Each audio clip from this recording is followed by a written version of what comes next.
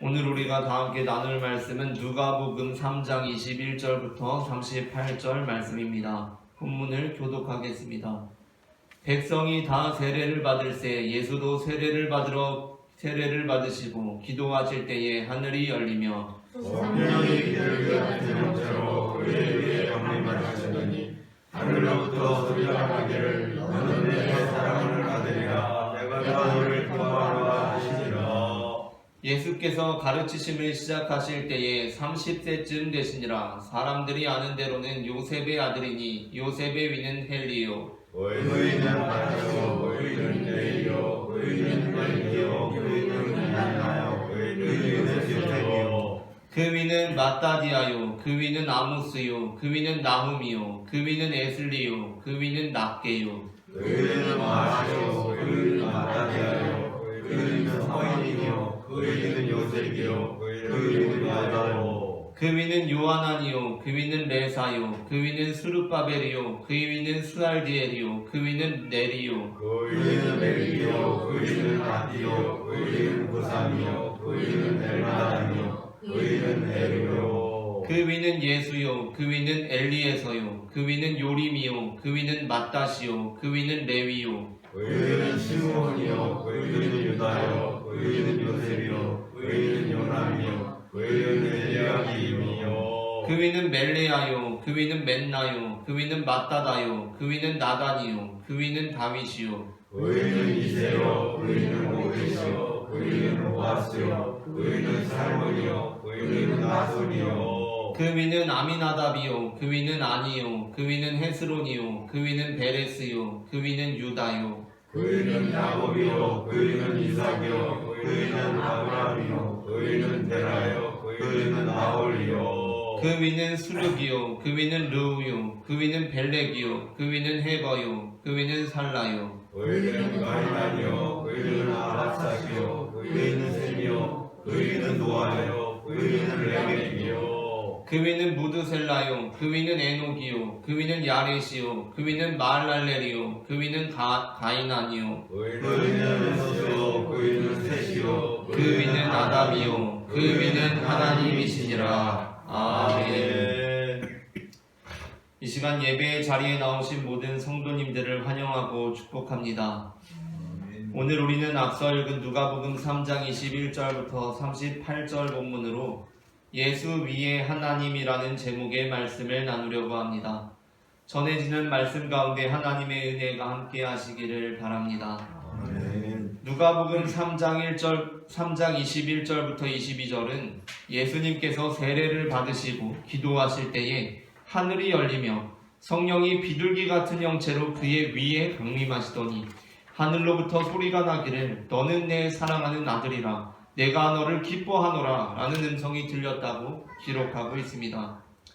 그리고 이 본문은 마치 예수님께서 정말 하나님의 아들이라는 것을 입증이라도 하려는 듯이 예수님으로부터 하나님에 이르는 족보로 이어집니다. 그렇게 예수님의 아버지, 그리고 그 아버지의 아버지, 그리고 그 아버지의 아버지의 아버지를 거슬러 올라가 보니 정말 하나님까지 이릅니다. 역시 이렇게 족보를 따져보니까 확실히 예수님께서는 하나님의 아들이신 것 같습니다. 그런데 뭔가 이상합니다. 왜냐하면 그렇게 예수님의 기원을 따져 올라가면 하나님에 이르는 것을 입증하고 그렇기 때문에 예수님을 하나님의 아들이라고 할 수 있다면 사실 우리 모두가 다 하나님의 아들이기 때문입니다. 그래서 초대교회 당시 예수님을 믿지 않았던 사람들은 이 족보를 보고 어이없어 하면서 이렇게 반응했습니다. 아니 예수님의 아버지가 요셉이고 그 아버지가 헬리고 또 그 아버지가 마따시고 이런 식으로 계속 거슬러 올라가면 맨 처음에 하나님이 있어서 예수님이 하나님의 아들이라고 하면 나도 하나님의 아들이겠다. 나도 아버지가 있고 나의 아버지도 아버지가 있고 나의 아버지의 아버지도 아버지가 있고 그렇게 계속 올라가면 우리도 결국 하나님에 이를 테니까 우리가 다 하나님의 아들 아닌가? 라고 어이없어 했다는 것입니다. 그렇다면 그때 누가복음 공동체의 답변은 어떠한 답변이었겠습니까? 누가복음 공동체가 그들의 그러한 반응에 상당히 당혹스러워하면서 자신들의 허점이 드러났다고 생각했겠습니까? 그렇지 않았습니다. 왜냐하면 바로 그것이 누가복음 공동체가 이 족보를 통해 우리에게 해주고 싶은 말씀이었기 때문입니다. 누가복음은 바로 그러한 반응에 대해서 이렇게 선포합니다. 그래, 바로 너 역시 하나님의 아들이야 라고 말입니다. 누가복음의 족보에는 몇 가지 특징이 있습니다. 그중 대표적인 세 가지는 첫째, 계보가 위에서 아래로 내려오는 방식이 아니라 아래에서 위로 거슬러 올라가는 방식을 취하고 있다는 것입니다. 그리고 둘째, 계보에 생소한 이름이 지나치게 많이 나온다는 것입니다. 그리고 마지막으로 셋째는 계보가 하나님까지 올라가고 있다는 것입니다. 오늘날 진화론적인 사고에서 우리의 족보는 그 기원을 아무리 따지고 올라가도 결코 하나님에 이를 수 없습니다. 진화론의 방향은 창조론의 방향과 전혀 다릅니다. 설령 진화론적인 입장에서 최대한 물러나서 인류의 최종적인 기원을 아담으로 본다고 하더라도 여기서 창조론과 진화론을 서로 엮는 것에 무리가 있기는 하지만 어쨌든 아담, 곧 사람의 기원은 하나님이 될 수는 없습니다. 호모 사피엔스의 기원은 신이 아닌 원숭이 쪽 영장류로 올라가야 합니다. 그렇기 때문에 이 족보는 오늘날처럼 진화론적인 사고와 창조론적인 사고가 대립된 세계관을 이루는 시대에도 창조론에 관한 가장 강력한 선포를 담고 있는 본문입니다. 하지만 이 족보는 단순히 진화론에 대한 창조론의 주장을 담은 것이라고만 할 수는 없습니다. 그것은 사실 오늘날의 적용이고 그보다도 본래 이 족보는 인류의 기원을 그리스 로마의 신들로 보는 사람들에게 도전을 주는 것이었습니다. 그리스 로마적인 세계관에서 인류의 기원은 신인데 프로메테우스라는 신입니다. 이 당시가 로마 시대 아닙니까? 헬라 시대, 헬라가 온 세계를 지배하고 그 다음에 로마가 온 세계를 지배하던 그 시기입니다. 예수님 시대와 초대교회 당시가 다 그 그리스 로마의 영향권 아래에 있습니다. 그리스 로마적인 세계관에서 인류의 기원은 프로메테우스라는 신입니다. 그런데 이 신은 다신론의 신으로서 이스라엘의 하나님처럼 유일한 신이 아닙니다. 뿐만 아니라 최고 신도 아니고 제우스에 의해서 제압당하는 신입니다. 그러니까 아담의 위가 프로메테우스라는 신이라고 하더라도 그는 여러 신들 중에 하나일 뿐이라는 것이며 그 신조차도 만물의 기원이나 온 우주의 창조자가 아닌 사실 우리 인간과 이스라엘의 하나님처럼 궁극적으로 차원이 다른 존재가 아니라 오히려 인간과 비슷한 면이 더 많은 존재라는 것입니다. 그러나 이스라엘의 하나님은 여러 신들 중에 하나가 아니십니다. 하나님은 유일하신 분이시며 궁극적 기원을 나타냅니다. 하지만 이 충격의 파급력은 여기서 끝나지 않습니다. 뿐만 아니라 이 족보는 창조주 하나님과 유일하신 하나님을 믿고 있던 이스라엘 민족에 대해서도 충격을 주는 선언이었습니다. 사실 족보는 구약 성경에도 자주 등장하는 본문입니다. 그런데 구약 성경에서 족보는 결코 하나님으로부터 시작하거나 하나님까지 이르지 않습니다.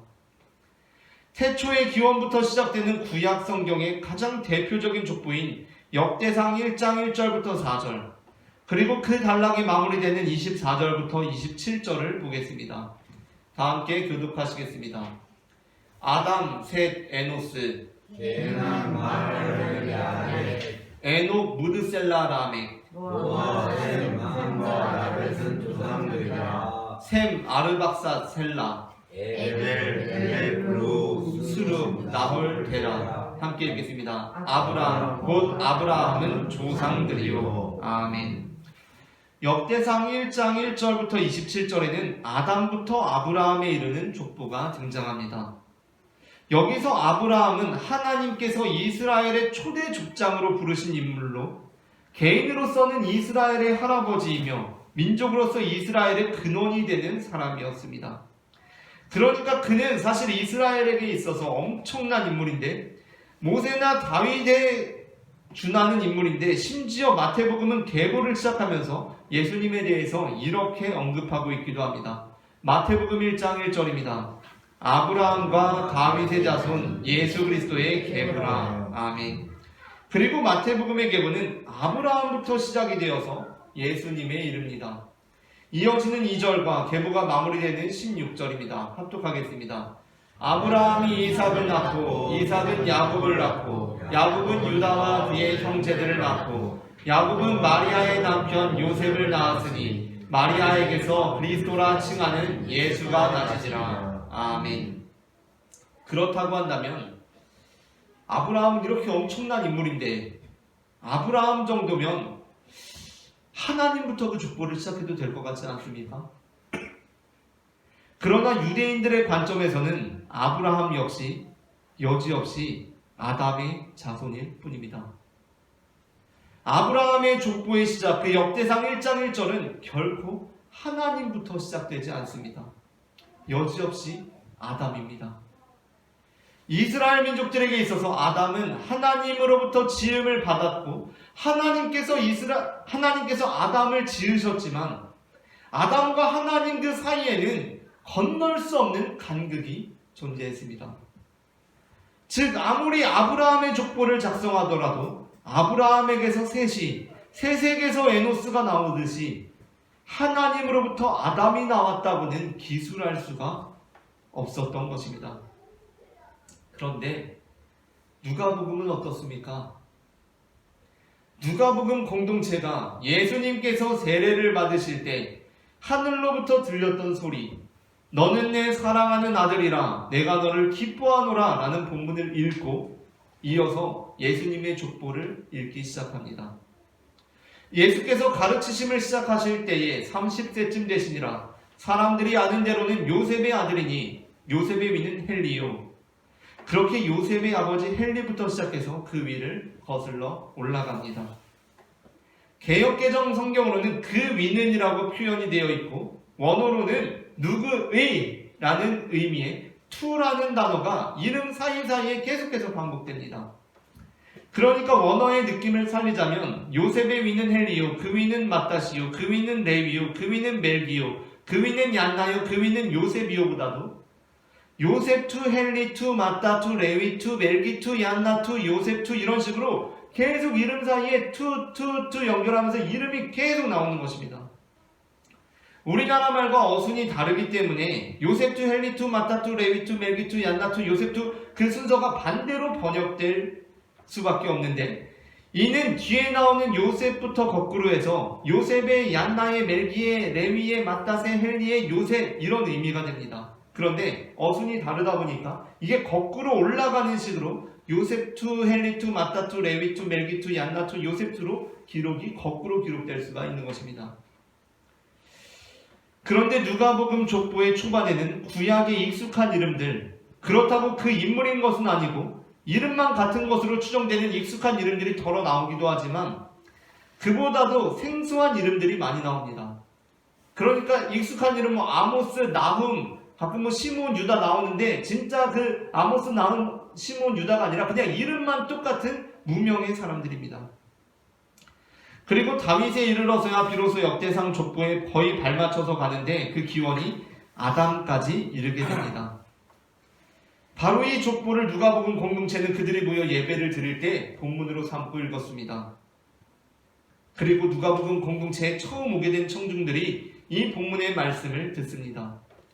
그렇게 이 길고 긴 족보는 결국 아담까지 이르고 청중들은 어떻게 예상하겠습니까?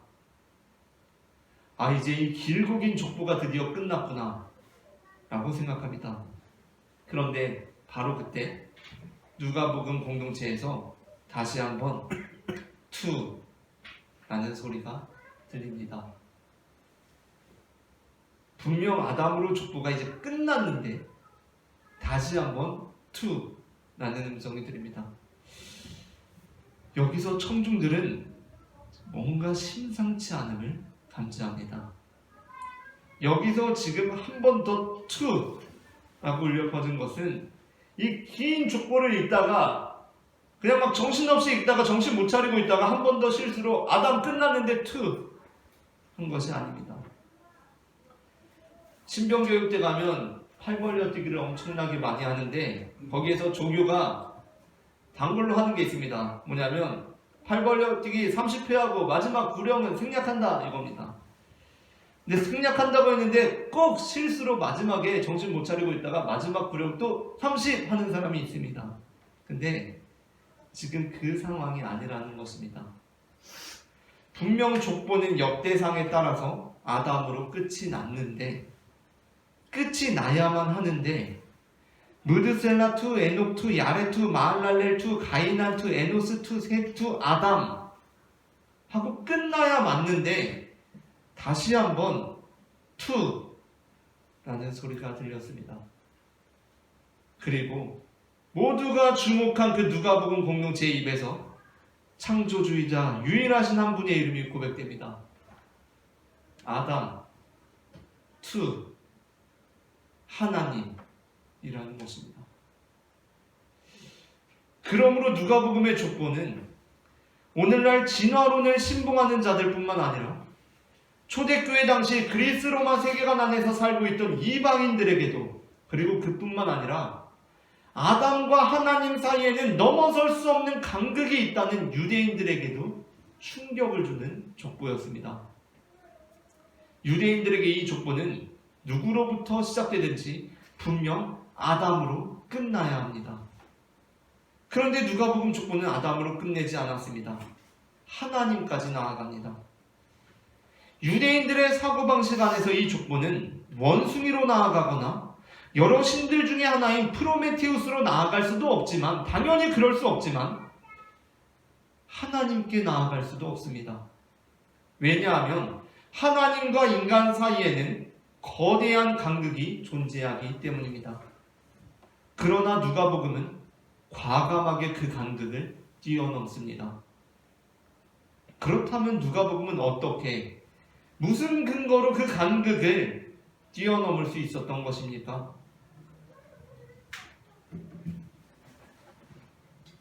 그 근거는 바로 예수 그리스도입니다. 이 족보가 하나님에 이를 수 있는 이유는 예수님으로부터 시작되었기 때문입니다. 만일 이 족보가 예수님의 아버지 요셉으로부터 시작되었다면 이 족보는 하나님까지 이를 수 없습니다. 뿐만 아니라 다윗이나 아브라함부터 시작했다고 해도 이 족보는 아담과 하나님 사이의 간극을 뛰어넘을 수 없습니다. 아브라함도 다윗도 아담의 자손일 뿐입니다. 역대상의 족보에는 앞서 살펴본 아브라함뿐만 아니라 다윗도 나옵니다. 역대상 1장 34절, 2장 1절부터 5절, 그리고 9절부터 15절을 교독하겠습니다. 아브라함이 이삭을 낳았으니 이삭의 아들은 에서와 이스라엘이더라. 이스라엘 아들들아 그리와 시몬과 레위와 유다와 이사갈과 스불론과 단과 요셉과 베냐민과 납달리와 갓과 아셀이더라. 유다의 아들들과 아브람과 세라니 이 세 사람은 가나안 사람 수아에까지 유다에게 낳았느니라요. 유다의 맏아들 가드는 여호와께서 아까에서 여호와께서 죽이셨고 유다의 며느리 다말이 유다에게 베레스와 세라를 낳아주었으니 유다의 아들이 모두 5이더라. 베레스의 아들은 세라와 마므리요. 헤스론이 낳은 아들은 여라무엘과 람과 글루베라. 라면 우리가 나손은 살마를 낳고 살마는 보아스를 낳고 이세는 맏아들 엘리압과 둘째로 아비나답과 셋째로 시므아와 넷째로 하나님과 다섯째로 학대와 함께 읽겠습니다. 여섯째로 오셈과 일곱째로 다윗을 낳았으며 아멘. 역대상 1장부터 2장에 이어지는 이 이스라엘의 계보는 아브라함뿐만이 아니라 구약시대 가장 위대한 한 사람 다윗까지도 이 족보에 포함되어 있습니다. 그러나 역대상 족보가 다윗까지 이어진다고 해서 이 족보가 하나님으로 시작될 수는 없었습니다. 여지없이 아담입니다. 그러니 그 이후에 나온 사람들이라고 다를 수 있었겠습니까? 사실 누가복음 족보에서 다윗 이후의 인물들은 다윗 이후에 마태복음은 솔로몬으로 이어지지만 누가복음은 나단으로 이어지는데 그 나단부터 시작되어서 중간에 스룹바벨과 스알디엘을 제외하고는 대부분이 무명의 사람들입니다. 이름조차도 그 뜻이 뭔지를 알 수 없는 사람들이 많이 있습니다. 그냥 무명의 사람들이 다 나열되어 있습니다. 있어도 없어도 알아차릴 수 없는 존재들입니다. 이 중에 한두 명 빼먹어도 우리가 알 수 없고 한두 명 더 들어가도 전혀 눈치 못 챕니다.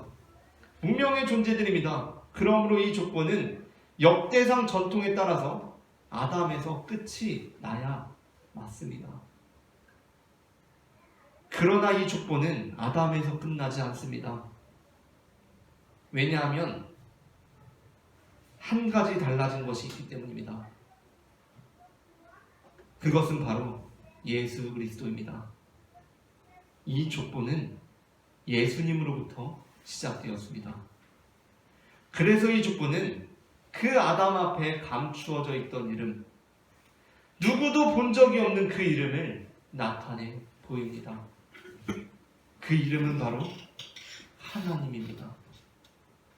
그러므로 요한복음 1장 18절은 말씀이신 예수 그리스도께서 육신을 입으신 사건에 관한 보도를 마무리 지으며 이렇게 말씀하고 있습니다. 요한복음 1장 18절입니다. 함께 읽겠습니다. 본래 하나님을 본 사람이 없으되 아버지 품속에 있는 독생하신 하나님이 나타내셨느니라. 아멘. 누가복음 족보의 특징을 한 가지 더 추가적으로 언급하자면 그것은 이 족보가 예수님으로부터 그 아버지 요셉으로 이어지고 있다는 것입니다. 아이러니하게도 마태복음의 경우는 예수님의 탄생 사건을 요셉을 중심으로 기록하면서도 예수님의 계보를 마리아와 연결짓고 있고, 누가복음의 경우는 예수님의 탄생 사건을 마리아를 중심으로 기록하면서도 예수를 요셉의 아들이라고 기록하고 있습니다.